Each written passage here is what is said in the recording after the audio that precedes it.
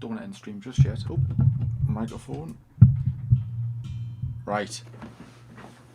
Oh, absolutely. It was. I think today's Grand Prix wasn't exactly as enthralling as the last Grand Prix in Austria. However,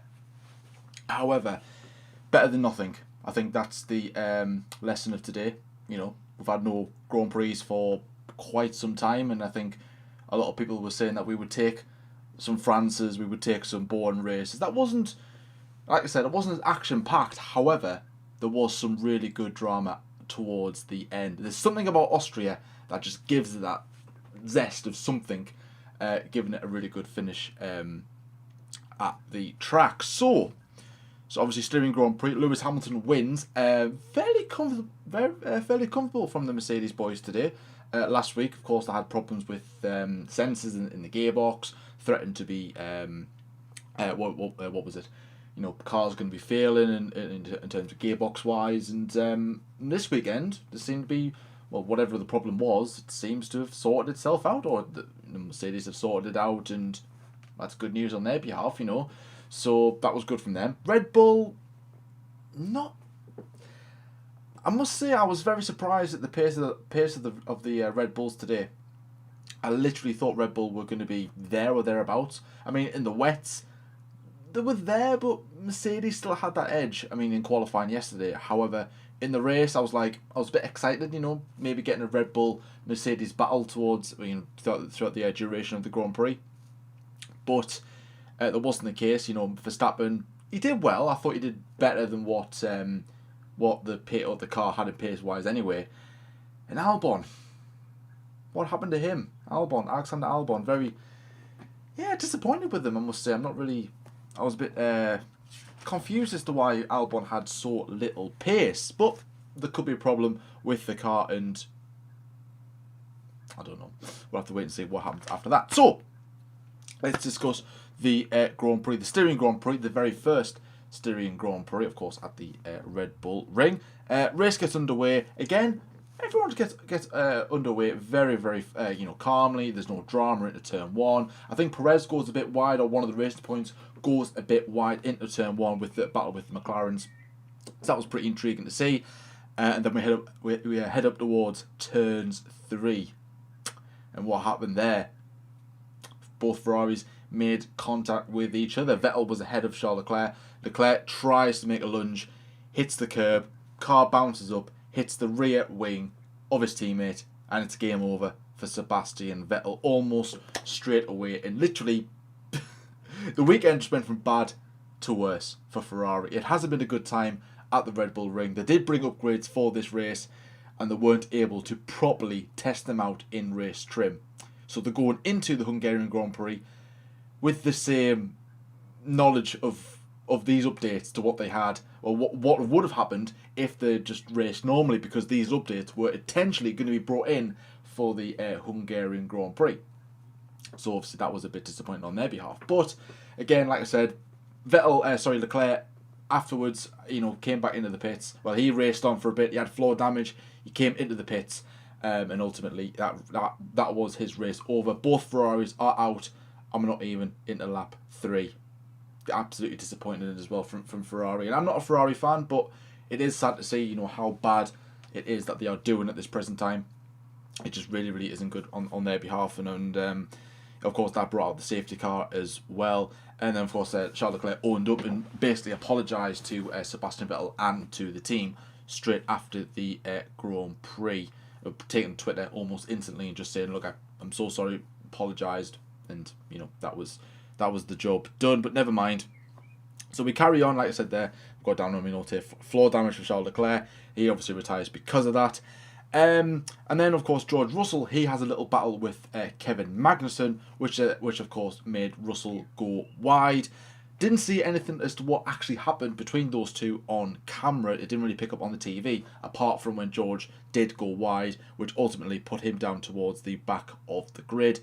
Russell had a really good qualifying, got into Q2, nearly got into Q3, but of course, he didn't get any points today, which is a bit unfortunate. Williams, they look so much better, they really do, and I'm really, really am impressed with how how far Williams have actually came in the space of a year. Finding 2 or 3 seconds within the brand new car compared to what they did just 12 months previously.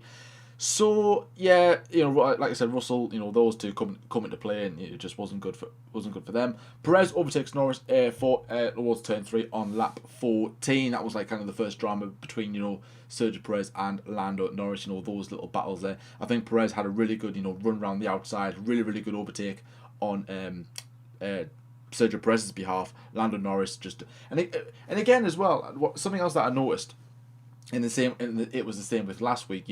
The McLarens are really slow at the start of a Grand Prix. I think Lando Norris, he was saying with an interview with Jenson Button on the pre-race build-up, saying that the car, when it's on low fuel, it's really good and it handles well and it's really quick. But on race trim, heavy fuel, a lot of fuel, it's not the same. It's not as pacey, and it's a bit worrying on McLaren's behalf. But I'm pretty sure that they can sort those problems out when maybe when they get to maybe Hungary or even Silverstone, if they can find out a reason why the car is just so slow at the start, but then it seems to get up the pace towards the end of the race, as we did see in today's Grand Prix. So obviously, and then Daniel Ricciardo finally gets Esteban Ocon on lap 19 at turn 4. Those two were having a really good battle. Ocon was ahead of Daniel Ricciardo. I think Ocon was on the soft tyres, Ricciardo on the mediums. Two different strategies. Ocon probably holding Ricciardo up. I wish they just allowed Ricciardo to overtake Ocon on team orders and let Ricciardo chase the rest of the field. Because Renault they looked all right. I mean, Renault are looking pretty good, but then of course Esteban Ocon retires, which then later was announced it was a cooling issue with the car, which probably explains why Ricciardo fell off the pace towards the end of the race, hence why he lost a lot of pace. So not all plain sailing for the boys from Enstone.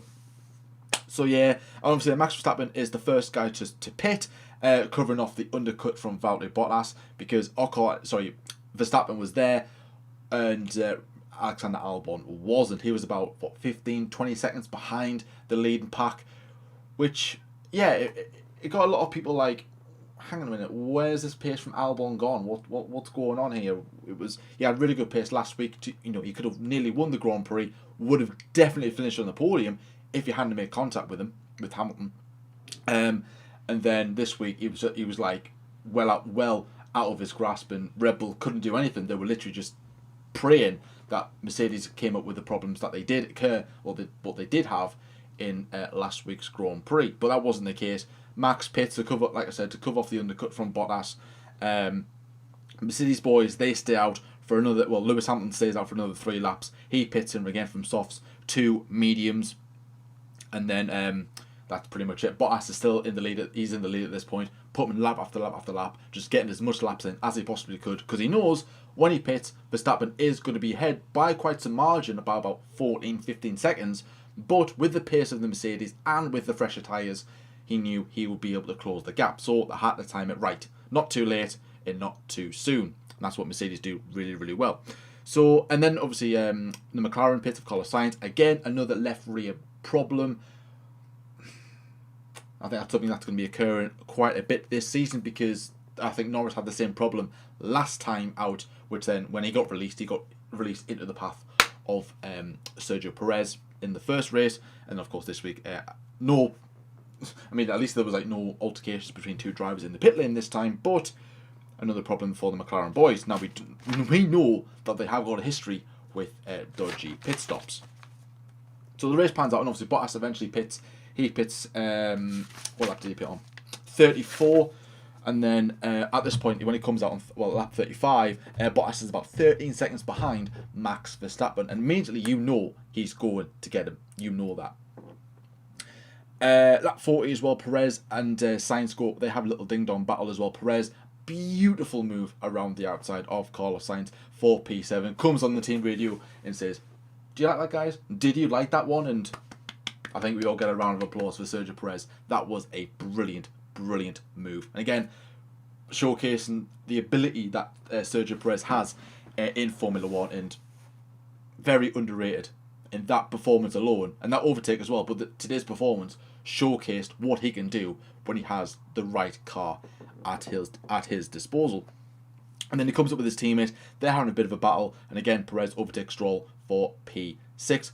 Lance Stroll, he had a really good Grand Prix as well. I'm very impressed with how Lance Stroll is going about his business this season. Lap 60. I missed one here. Lap 62. Sainz and Norris, they switched places. Team radio. I think Sainz was a bit slower. He was struggling for pace, and of course they allowed both cars to switch. That was pretty good as well. And then towards the end of the race, not a lot was happening at this point. It was just a case of just enjoying it, just going, right, okay, Formula One's back. It's really good to see all this action happening. So like I said, just taking it in. Wasn't really, like I said, it wasn't as much of an action-packed Grand Prix as what it was last week. But hey, that was better than nothing. Better than what we had at the start anyway. So obviously then cars started pitting for the soft tyres to then of course try and get the fastest lap of the Grand Prix, which actually I don't know who that went to at the end. I think did it go back to Norris, or did it go to? I'll double check that in a little bit. So again, Sainz pits, he goes for the soft tyres. Max, he also pits for the softs because Valtteri Bottas and him had a little battle as well. But Bottas tried to make the move on Max Verstappen, which we knew was going to be coming. Max covered his line well. Bottas got the move done, but then Max Verstappen around the outside of turns 5 and 6. Brilliant from Max Verstappen. An absolutely solid job from the Dutchman. But then a lap later, Bottas gets the move done. Verstappen tries his best to try and regain the position, but he wasn't able to do that. Afterwards, he pits, goes on the softer tyres, off he goes and tries to pursue the fastest lap. And then that's when everything unfolded at the end of the Grand Prix. It was a brilliant finish. So lap 70, Perez tries to get Alexander Albon, again in the same location where Albon had his his collision with Lewis Hamilton. And then they make contact. Perez sustains some front wing damage. Albon gets away, and Perez, he's only got a lap and a half to do, and I think the guys behind him were about 7-8 seconds behind him. I'm not too sure how far away they were, but ultimately I think Perez knew that he was in trouble from that moment, and it wasn't like a little end plate that just went missing. Literally, it was missing a lot of components from his front wing, so that wouldn't have helped him aerodynamically anyway. Perez front wing damage there. Norris gets Stroll for P6. That was a good battle towards the end between Stroll, Norris, and Daniel Ricciardo, switching places altogether. Norris started the last lap in P7, gets Stroll for P6, and then gets Sergio Perez at the end on the very last corner, on the very last lap, to get P5. I think Perez just managed to keep P6, even though it was millimeters away from losing not one but 2 positions on the last lap. So that was really good from Sergio Perez, and a really good way to end an alright Grand Prix. Let's face it was an alright Grand Prix, but ultimately you can rely on Lando Norris to get in some good action on the last lap of a race. So let's have a look at the race classifications for the 2020 Styrian Grand Prix once they load. And again, obviously the Ferrari boys, what are they going to be saying to each other? What are they going to be saying in the debrief? I mean, it was Charles Leclerc's fault. It was blatant, but it's not what they need. And the graphics look a bit weird. Okay, fair enough. So anyways, let's go down through the standings. So obviously, Lewis Hamilton, he wins the Grand Prix again. Brilliant Grand Prix from Lewis Hamilton. Fairly unfazed, Lewis Hamilton-esque, cool, calm, not an inch of trouble in sight. His teammate Valtteri Bottas in P2. Mercedes' first 1-2 at this track since 2015. Max Verstappen, he's on the podium position. He's in P3. Very, very frustrating race from Max Verstappen. Even though at one point he did split the Mercedes. He was doing really, really well to keep up with the boys, because Red Bull's pace this weekend, well, it looked alright, but in race pace today, it didn't look good whatsoever. But Verstappen did well, but he knew he wanted to win that Grand Prix, and he knew he could do so. But Mercedes were just faster on the day. Albon is in P4 again. I don't know what happened to Alexander Albon today. Don't know what happened to him in the slightest. Very, very confusing. Lando Norris in P5 gets P5 on the line ahead of Sergio Perez in P6, who did have front wing damage, like I explained earlier about the collision with Alexander Albon. P7 is goes to Lance Stroll, a good showing from the Racing Point boys today. And by the way, as well, I'm going to be awarding Sergio Perez as the driver of the day. No arguments with that. He started, where did he start? Was it P17? I think it was P16, and then just gained, doing some really, really good overtaking. Commiserations. He could have got P5. He should have got P5. Actually, no, he should have got P4. He should have been getting P4, but yeah, had a bit of a collision with Alexander Albon. Like I said, commiserations to that. Daniel Ricciardo is in P8. Carlos Sainz in P9, who started the race in P3. And again, disappointing on that behalf that he couldn't get on the podium or even higher than where he finished. But nevertheless, McLaren scored double point once again. And Daniel Kvyat gets the last point in the AlphaTauri for P10. Kimi Räikkönen was in P11. K-Mag in P12 in front of his teammate Romain Grosjean in P13. Haas, another quiet weekend, apart from the fact that they did have some more brake issues, which Haas always seem to do so. So, yeah, not really good on that behalf. Giovinazzi P14, Pierre Gasly P15, George Russell in P16. He could have scored some points. When will George Russell have a break? We thought his moment came in qualifying, and of course, we knew he had a good chance of scoring points in the race, and he didn't. He didn't. Absolutely devastating. And Nicholas Latifi rounds off the finishing the classified positions in P17. And only 3 retirements this week. Only 3 retirements this time around compared to, 9 last time out in Austria. We had Ocon retire. We had Charles Leclerc retire. And of course, Sebastian Vettel retire. So yeah, all in all, it was only 1 safety car compared to 3 last week. And again, a track that it doesn't really generate big safety cars. It doesn't really generate safety cars in that department. But nevertheless, we still got a couple of an action-packed Grand Prix, not to say the least. And yeah, no, that's it for Austria. 2 races. We've had it's been quite an entertaining start of the season, not just in Formula 1, but in Formula 2 and in Formula 3. We've had 2 different winners in Formula 1. We've had 4 different winners in Formula 2 and in Formula 3. Round of applause. Racing is 100% back. Absolutely over the moon with that. Absolutely over the moon. And then let's see what can happen in a week's time when we go to Hungary for the Hungarian Grand Prix. A track I would say probably suits Red Bull more than the Red Bull Ring. But we'll have to wait and see what updates cars are bringing for that. Will Ferrari, can we actually see them make any progressive movement in the in the standings in terms of qualifying, in terms of the race? Can their pace improve? I think this is going to take a lot longer than what we initially thought. Red Bull, Max Verstappen got pole position here last year. Mercedes did very well to close. Well, I say Mercedes. Lewis Hamilton did a brilliant job at closing down Max Verstappen last year. Racing Point, that they've got that chassis. Well, their own interpretation of that chassis. What can they deliver? Racing Point have been very, very strong. Sergio Perez, strong, very good Grand Prix. Can he go a bit better, stay out of trouble, and get onto the podium? Could be a really good one, but obviously we'll have to wait and see in practice and in qualifying as to where the cars are. McLaren, very, very good showing. And actually, before we go, let's have a look at what the standings would be like now, if I can, because they might have released them and seeing where they are. Yeah, Hamilton takes first win. Of course, now he's still winning in every single, season he's been in, which is just incredible. Where are we at? The standings. No, they haven't updated them yet. Not on Sky Sports anyway, but I'll see on the F1 app and see if they have. Right.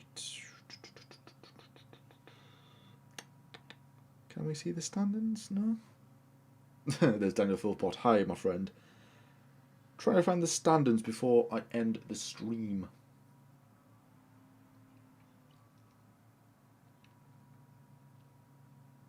Wants to load for me.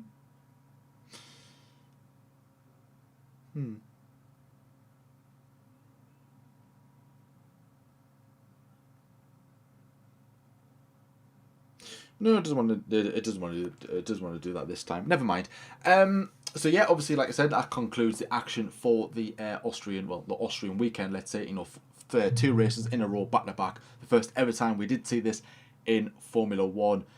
Only got a week to wait before the next race in Hungary, a different track with a different atmosphere and a different surrounding as well. So obviously that'll be good to see as well. But it's been good. Austria, it's been absolutely brilliant. What's Phil Potts saying?